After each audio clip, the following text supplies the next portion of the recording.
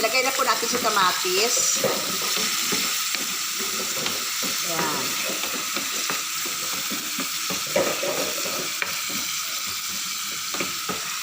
Dahil naputo lang ating video, hindi po ako marunong mag-edit-edit. Wala pa na ako mag-edit-edit. Wala pa na akong pag-aral na pag-edit-edit. So, ganyan na lang. Continuous lang po natin. Ilalagay na po natin si... Eto. Yung pinaka, ano talaga, sentro talaga ng ano dito. Si ampalaya. Yan.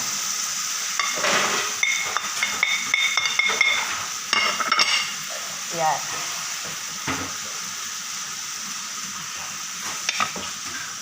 Ayan guys, si ampalaya.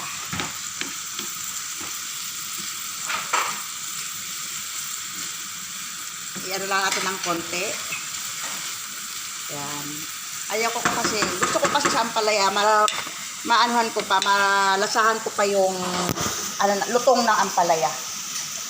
So, ilagay na agad natin si itlog.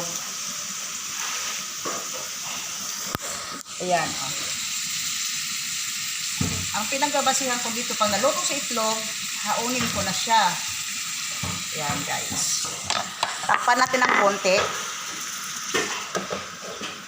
Ayan. Ayan, takpan muna natin. Pag naluto na si itlog, yun, luto na rin si ampalaya. Hindi ko po siya hinahalo na mabuti. Basta hindi ko hinahayaan ko lang siya. Yan, tingnan niyo po, oh, nagbo-boiling na siya. So, ito yung itlog, oh. Medyo, ano siya, maluluto na siya. Gusto ko lang yung ganyan. Yung hindi siya, kunting pagbabago na ng kulay, ayaw ko yung lambot talaga. Yan. Pag naluto sa itlog, oh, tama na po yan. Tiplado na po yan kasi nilagay ko na yung mga panimpla doon sa itlog. Para mahalo talaga siya mabuti sa itlog ko na sinama, si asin, si paminta, si magic. Yan lang ang sahog. At siyempre, titikman din natin ng konti kung sapat na ba yung asin, yung timpla. Gagamit tayo ng extra spoon sa pagtikim. Ganun ako. Ayaw kong gamitin itong mga pangkuan. Gusto ko pa extra spoon. Sapat lang po siya sa akin. Kasi hindi ako maalat ng timpla eh.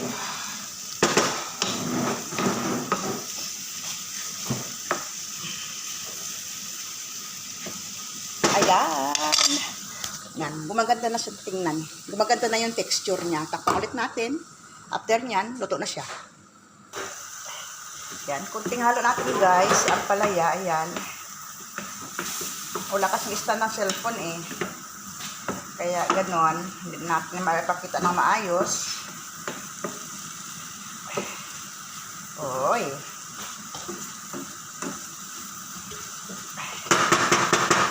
Tikman na ulit natin. Ganyan. Ganon pag magtikim.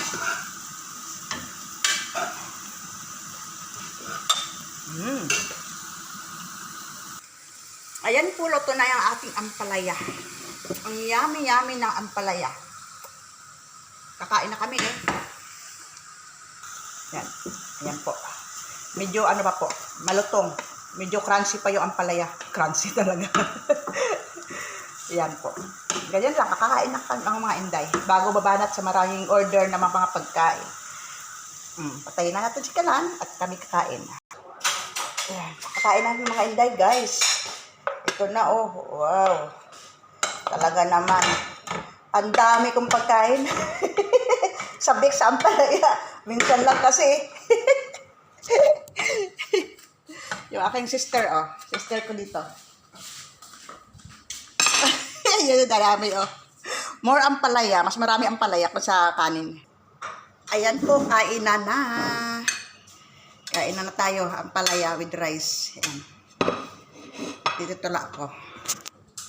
Kain na tayo, guys.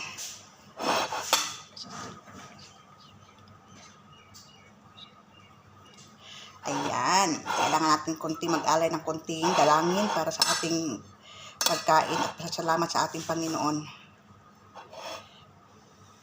Pero feel ko magkamay. Mas masarap magkamay eh.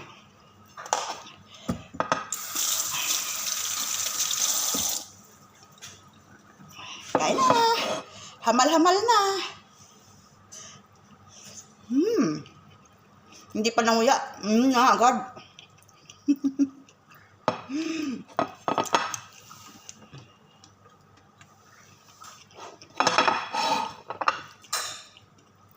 Puro ampalaya ang kinakain ko.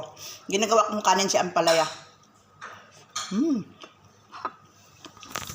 Kasama ko yun, no? Saan ba? Ayun, no?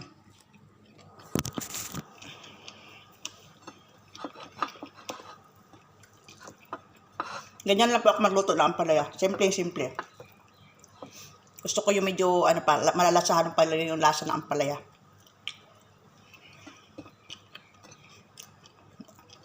Masarap siya kahit wala siya ng partner. Kasi kadalasan kapag gulay, may partner na prito. Prito is galunggong, isda, o ano kahit ano. Pero ito kahit ganito lang okay na.